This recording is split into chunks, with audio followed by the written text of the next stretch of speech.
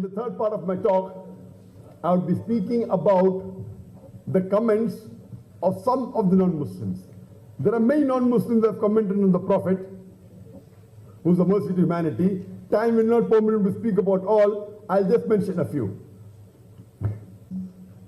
There was a book by the name The 100, a ranking of the most influential persons in history. This book was written by Michael H. Hart. And Michael H. Hart, he was a historian, he was a mathematician, and he was an astronaut. In this book, The 100, a ranking of the most influential persons in history, Michael H. Hart, an American, he lists the 100 most influential people in the world. And he gives the ranking 1, 2, 3, 4, and he gives reasoning for why has he ranked number 1, number 2, number 3, right down till number 100. In his list, he names Asoka, he names Aristotle, he gives the name of Buddha, he gives the name of Confucius. But the most shocking amongst all is he gives number 1 to the last and final messenger of Islam, to Prophet Muhammad, peace be upon him. People would worry, people would wonder, why has this American in America, why has he given a Muslim as number 1, the most influential persons in history, right from Adam till today? Why? We would wonder why. And he places Jesus Christ, peace be upon him, number 3, and Moses, peace be upon him, as number 15. People would wonder that his audience, the reader, all the readers of most of the readers of his book would be Americans. More than 300 million Americans, they are Christian and Jews. So why should he place the person who they believe as the main important person as number 3 and number 15? Michael H. Hart, he gives reasonings for his decision. And he says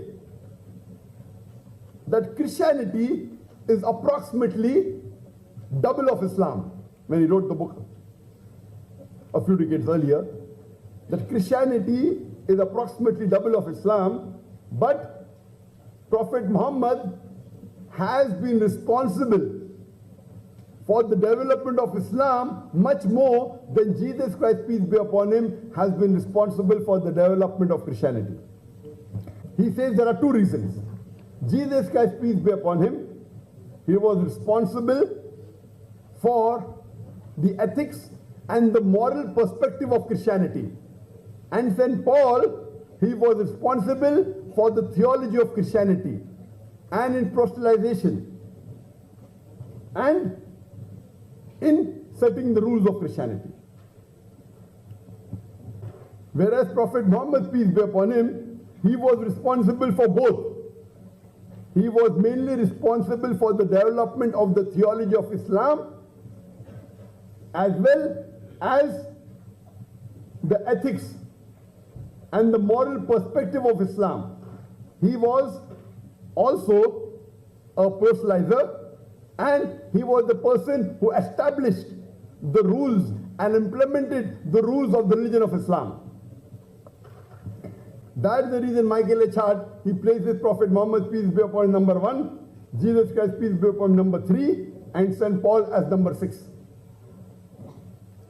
And we have to agree that Michael H. Hart was very bold and very truthful, because we know that St. Paul is the main person who has written about Christianity.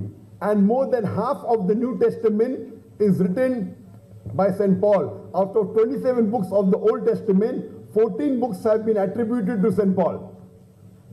It really requires guts for a person who's writing a book in America. The main audience are American, the main people, and they know that in that country there are so many books written against Prophet Muhammad, peace be upon him. Yet he goes out of his way, he's honest, and he has the guts to agree that Prophet Muhammad, peace be upon him, was the most influential person in human history. Michael H. Hart further writes And he says, my decision to place Muhammad, peace be upon him, on top of the most influential person in history will be shocking to some, and some would challenge it. But the reason I put Prophet Muhammad, peace be upon him, he is the only human being in the world who was successful in both religious and secular affairs.